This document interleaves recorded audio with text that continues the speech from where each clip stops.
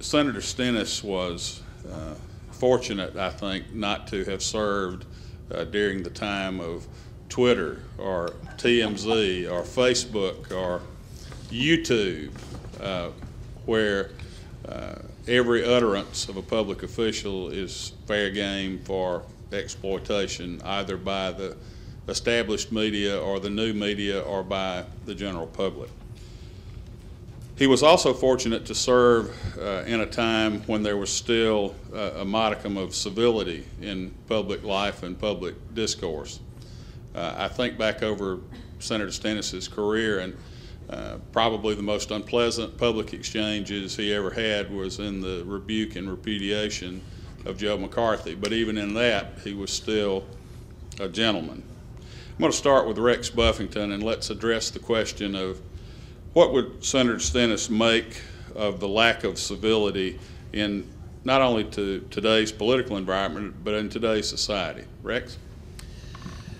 Well, obviously, I think he would be incredibly upset about it, Sid. He just like we all do, I think we're all repulsed by the civility, and it's interesting to me, too, in terms of the work that we do up there now. You know, the people who are involved in it don't like it either. I mean, nobody likes it, but I think it would be especially disappointing to him that the partisanship tensions are so great now that they do seem to just block any potential of reaching across the aisle and working together for the good of the country. And of course, I think he would probably say that the parties are too powerful. Maybe the party leadership in Congress is maybe too powerful now, that maybe back when the committee chairman actually held, it seemed, more power, that was a situation that was better, that we need to maybe move back to also. But he would certainly be appalled at the lack of civility, but even more so the lack of opportunity to even work together. I mean, it just seems that the situation is such that there, all of the incentives now are for divisiveness and for working against rather than working together. And I think that would be something that would really be an issue that he would be wanting to work on and to try to improve. And frankly, I think he's the kind who could. You know, he would bring his colleagues together, I think, across the aisle, maybe better than some who are doing that. I'm not saying there aren't other people who are trying to do that, but he just had a way of helping, especially those he worked with, to come back to the basics, which I think he would say we need to do, of what really is most important, and to get our priorities right, and to understand that it's not the party ultimately that has to succeed and must win at all costs, that it's the country.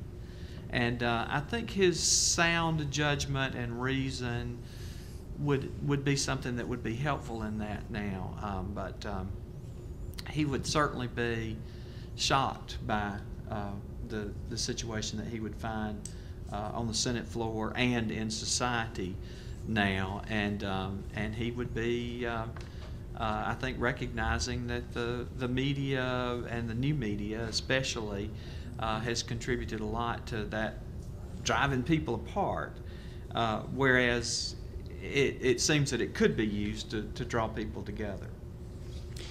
Mr. Sullivan, how much would the new media impede the ability of Senator Stennis, which was legendary, to not only reach across the aisle, but to work with people within his own party with whom he had some broad philosophical disagreements?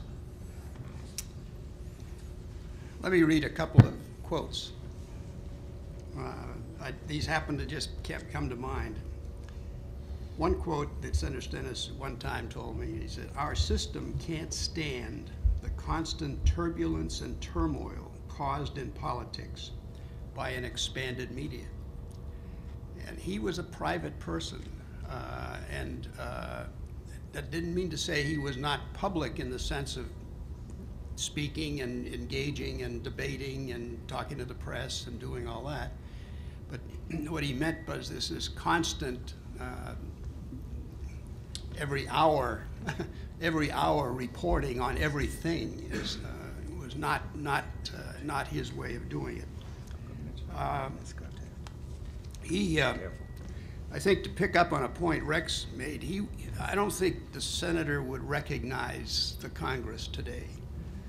It is so different, not institutionally, but it's so different in the comedy and in the working relationships that are there.